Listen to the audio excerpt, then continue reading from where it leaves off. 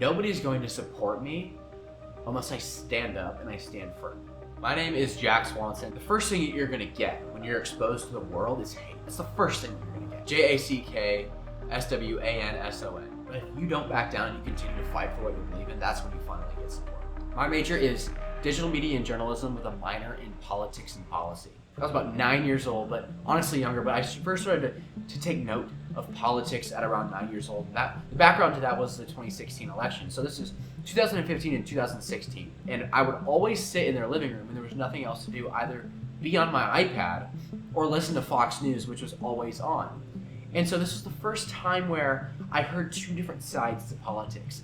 I mean, I was in kindergarten during the 2012 election, which was the election between Mitt Romney and Barack Obama.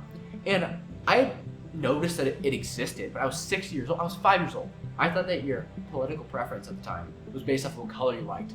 I want to be an independent political commentator. I want to share what I believe from my biblical worldview, from my Christian convictions, from what God puts me on my heart, from the injustice that I hate in the world. And I want to have a free platform to exercise my First Amendment right to be able to talk about these things. I'm sure you all have definitely seen this image by now, and it even had people who routinely defend President Trump at this point, calling it out for what it is, which is blasphemy. So the Jack Swanson show originally started off as the dorm next door. It didn't age well. It kind of like confined me, right?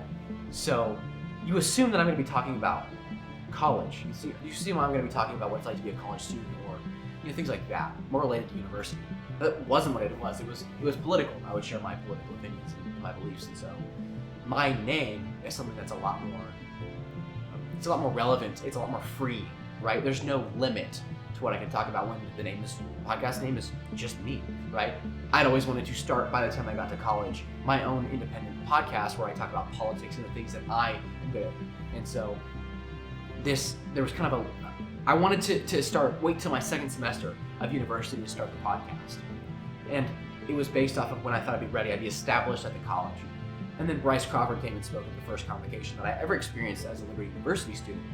And I felt right there that I should start it. And so I started thinking about it more, theorizing, coming up with ideas. And then Charlie Kirk got shot.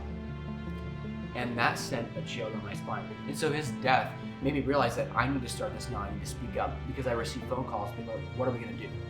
And I didn't really team up with anybody on anything they wanted to do, because I knew that I was called at that moment to speak out and start a podcast. So yeah, I'm biased. Like, I'm not I don't report news as much as I commentate. I give my perspective, my opinion on a thing. So if somebody listens to me, and nobody does this, okay? Nobody listens to me thinking that they're just getting the news.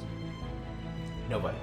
They follow me and they listen to me because of the side that I'm on. So I advocate for Christianity. I'm biased. I advocate for conservatism. I'm biased. I advocate for America. I'm completely biased. And she reached out to me and she said, hey, would you be interested in being on a Jubilee video? I'm like, yes, please.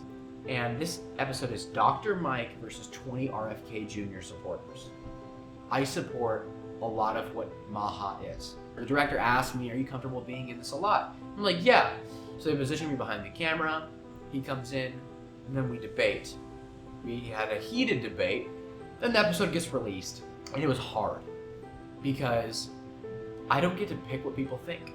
And so depending on the audience, there's either a conservative audience or a liberal audience. That's how every episode goes. And that usually depends on the host. The supporters of the host watch the episode because they want to see the host in it. They want to see the host debate people in the episode. So I got a lot of hate. Hundreds of thousands of people. I got death threats. And my mom took it really hard. And I called a teacher and he explained to me, he said, well, thank God for that bad thing in your life, whatever it is. Thank God for the fleas. I'm like, what do you mean by thank God for the fleas? And he tells me a story of Corrie ten Boom when she's in a concentration camp. The fleas were so bad. Everybody hated them. They made everybody's life hell. And Corrie ten Boom says, thank God for the flies. Thank God for the flies. Why would we do that? Why would just do it? So they began to do that. People in the concentration camp were thanking God for how bad the flies were.